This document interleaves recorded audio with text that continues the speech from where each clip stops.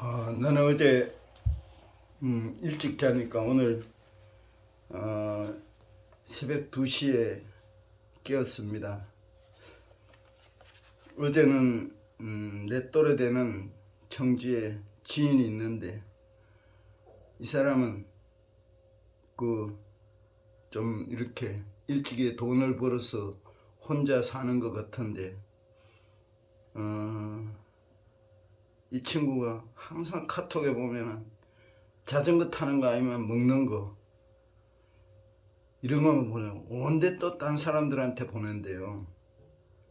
그래서 내가 다양성 있는 내가 사진이라든가 저는 뭐 다양하게 좀 사는 편이에요. 한쪽으로 치우치지 않고 신문도 읽고 책도 읽고 캠핑도 하고 사람 만나는 것도 좋아하고 또 사람이 원하면은 내가 참 묻기 전에는 상대방의 의견을 존중하고 좀 따르는 편이에요.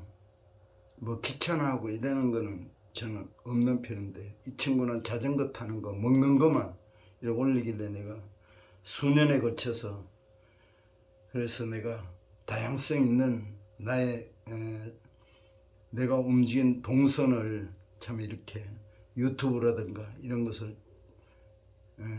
많은 자료를 딱 보내주면서 그랬어요.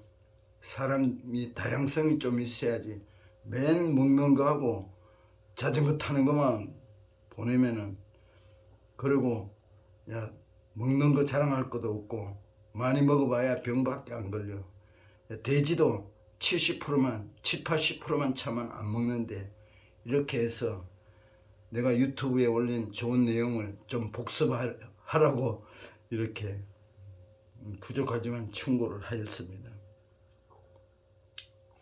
오늘은 유튜브 제목이 용서를 통한 치유와 회복이라는 내용으로 말씀드리겠습니다.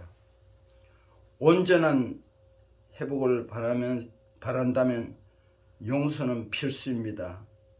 그리스도의 강력한 능력은 수없이 많은 죄를 짓고 예수님을 십자가에 매단 우리를 용서하면서 나왔습니다. 우리도 예수님과 같이 이웃을 용서한다면 놀라운 치유를 경험할 수 있다. 진정한 용서는 절대 용서할 수 없는 사람을 용서하는 것입니다. 용서는 가해자를 위한 것이 아니라 나 자신을 위하는 것입니다. 하지만 말처럼 쉬운 문제는 아닙니다. 우리 힘으로 할 수 없기 때문에 우리는 용서하는 마음을 하나님, 성령께 구해야 합니다. 용서의 문제를 해결하지 못해 중병에 걸려 고생하는 사람들을 많이 보았습니다. 그러는 하나같이 미움과 정오심 그리고 원망으로 마음을 가득 채우고 있습니다. 그러나 성령께서 의지하여 용서하는 마음을 구할 때 성령님은 원함과 미움과 정오심으로 가득했던 마음을 녹여주십니다. 가해자를 용서하는 순간 육체를 옮아매고 있던 악한 영들이 떠나갑니다. 용서의 능력이 중병의 옥문을 열어주었습니다. 그만큼 용서와 치유와 회복은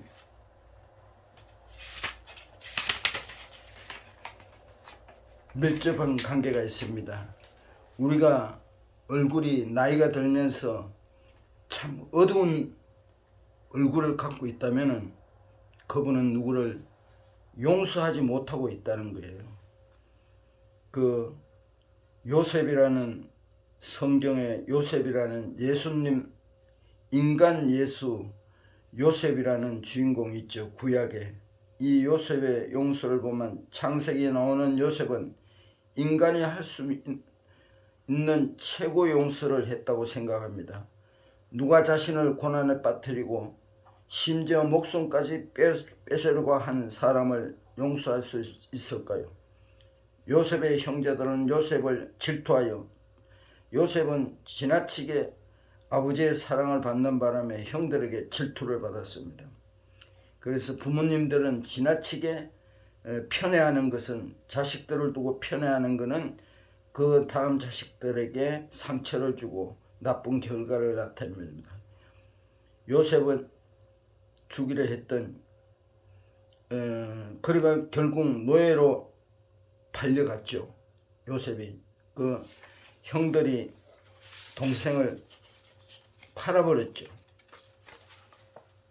또한 그래서 보디발이라는 그 왕의, 에집트 왕의 경호 실장 같은 보디발의 아내는 죄 없는 요셉을 모함하여, 그 보디발의 아내는 요셉이 아주 잘생기고 이러니까 자기가 그 보디발이 너무 완공해서 일이 많아서 부인을 돌보지 않았는가, 그 보디발이 요셉이 너무 잘생기니까 요셉을 유혹하여 동침하려 했는데 요셉은 그것을 거절하였습니다. 그래서 뿌리치고 나가서 옷을 두고 갔는데 오히려 보디발 아내는 자기가 요셉을 원해놓고 요셉이 자기를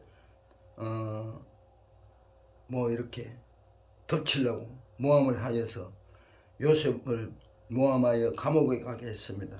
이런 사람들을 어떻게 용서할 수 있습니까?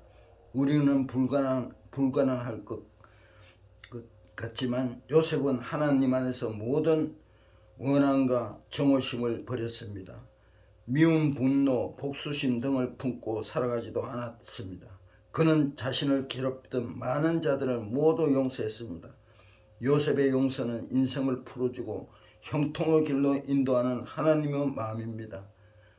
그 형들이 자기를 죽이려 하다가 노예 상인에게 팔아버린 요셉이 이제 그 애굽의 30대 총리가 되어서 그 형제들이 참 기근이 와서 양식을 구하러 왔을 때 용서해주고 참 그들을 오히려 이렇게 양식을 주고 부자로 만들어 주었습니다. 성경은 우리에게 요셉과 같이 용서하며 사는 것은 복된 삶을 가르치고 있습니다.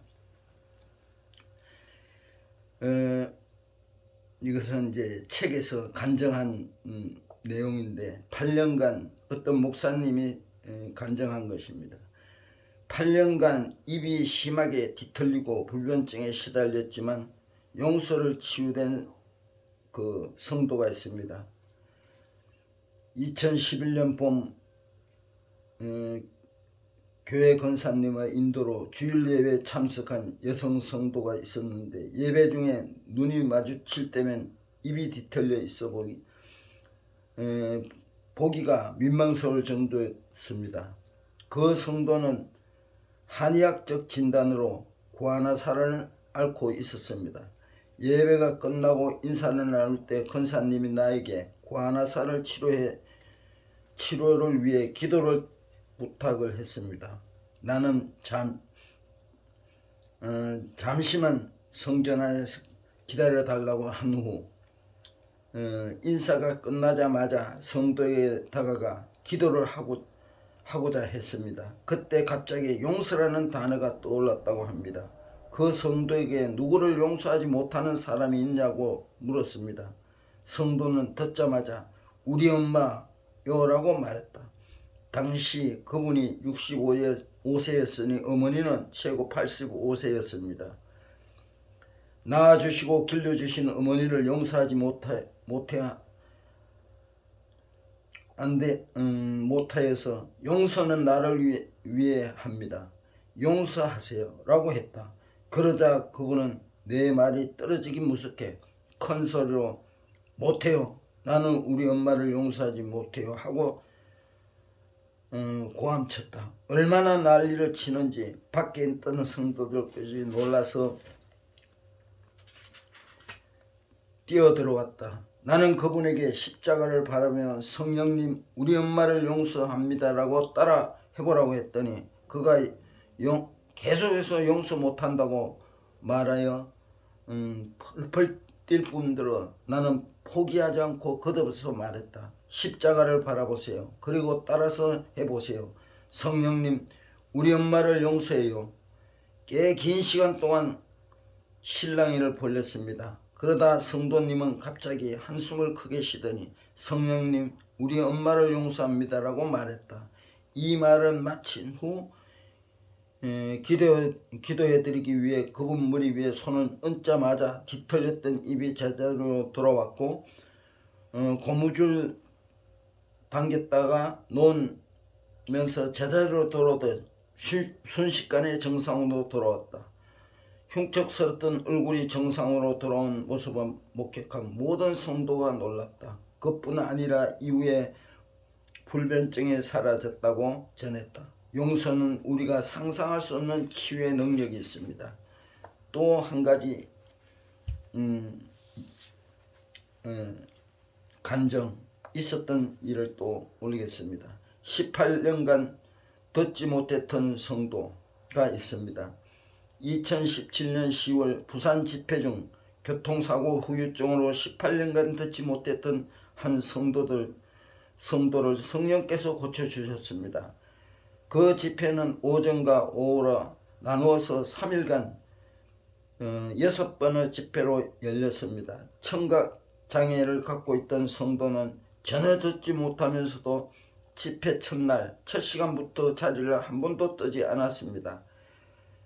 그러다 보니 나도 그 성도에게 더 관심을 두고 기도를 해 주었습니다. 그러나 최선을 다했음에도 5번 집회까지 조금도 반응이 없었습니다. 마지막 6번째 시간 그분을 위해 기도하는데 갑자기 용서라는 단어를 떠올렸습니다. 그 성도가 듣지를 못하기에 종이에 이렇게 썼습니다. 용서하지 못하는 마음과 미움과 정오심과 억울한 마음을 갑자기 바라보며 청산하라. 그 글을 읽는 순간 성도는 나는 못 나간다. 내가 이 안에 얼마나 오래 있었는데 절대 못 나간다고 큰 소리로 고함을 치기 시작했다. 이것은 무엇인가 하면은 우리가 정오심이 있고 누구를 미워하면 우리 귀신이라는 것이 악령이 우리 속에 지배해서 절대적으로 용서 못하게 작용하는 우리 마음을 움직이는 악령이 있습니다. 축사가 나타나기 시작한 것이다. 청각장애를 잊게 만든 교통사고 가해자를 원망하며 끝없는 미움과 정오심을 갖고 살아가게 한 것은 악한 영들이었습니다. 이렇게 듣지 못하게 해온 악한 영들이 드러나고 축사가 끝나자 그 성도는 18년간 앓았던 청각장애로부터 치유함을 받았습니다. 이것을 참 믿으면은 은혜이고 구원입니다. 이것에 그냥 이렇게 글이 아니고 시라고 예수님의 치유의 예수님이 용서하게 만들고 역사하셨다는 거죠. 저도 어릴 때 우리 어머니가 참 이렇게 아버지가 일찍 돌아가시고 열심히 살아서 참 이렇게 부를 누리를 준비를 하고 있는데 우리 큰형님이 그때 65년 전 이야기예요.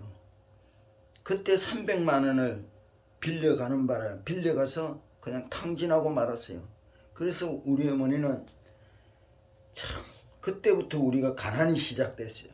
그래서 나는 어릴 때 봤지만 원망스럽고 이런데 지금 저는 참 그런 부분에선 싫지만 그래도 저는 지금도 구식으로 살아 계시는데 저는 가능한 명절 전에 가가지고 식사 대접을 하고 용돈을 드리고 옵니다. 미움은 없습니다. 그냥 살아 계실 때 생존에 계실 때 잘해야지. 우리가 죽은 후에 뭐 중요합니까? 다 죽으면은 죽음이라는 거는 우리가 육신이 흙으로 만들어졌기 때문에 흙으로 돌아가고 또 영혼은 떠나가는 거예요. 천국을 가든가 지옥을 가든 두 길밖에 없어요. 그거 끝나는데 우리가 제사를 지내고 1년에 한 번 제사, 명절에 제사를 밥상을 잘 차려요. 진짜 조상의 영혼이 있고 우리를 도와준다면은 삼시세끼 계속 밥을 떠나야 되지 않겠어요? 1년에 한 번 먹고 어떻게 살아요? 우리 또 작은 형이 50대 중반에 돌아가셨는데 성격이 아주 좀 그래요. 근데 우리 작은 형님이 저를 초등학교도 가기 전에 이렇게 어린아이에게 잘못하면은 제가 잘못할 수도 있겠죠. 크든 적든 뭐 어린아이가 잘못하면 얼마나 큰 잘못을 했겠어요. 그때는 호랑불, 촛불, 전기불이 없을 때예요. 호랑불에 손가락을 지지려고 하고 바늘로 내 손가락을 지지려고 했어요. 그래서 저는 이제 손이 떨림이 있어요. 어릴 때부터 뇌에서 온 것이 아니고 이것을 가지고 목적성 수전증이라는 거예요. 그래서 뭐 건강에는 이상 없는데 어쨌든 간 그게 불편하지만 저는 받아들이고 또 뭐 이렇게 그래서 저는 아침에 글씨하고 저녁에 글씨는 오후에 글씨는 완전히 틀립니다. 그리고 내가 20년 동안 경영하던 참 재산 가치로 봐서는 수십억이 되는데 이 친구도 직원으로 있었는데 같이 오픈하여 참 아무것도 모르는 이 직원을 내가 참 이렇게 대인관계 또 매출을 성장시키는 방법 노하우를 가르쳐 줬는데 내가 이것을 돈도 하나도 받지 않고 물려줬는데 계속 자기 부족 뭐 섭섭한 거면 내가 나온 뒤에 이야기하더라고요. 한 번가 대단히 뭐라 하고 이랬어요.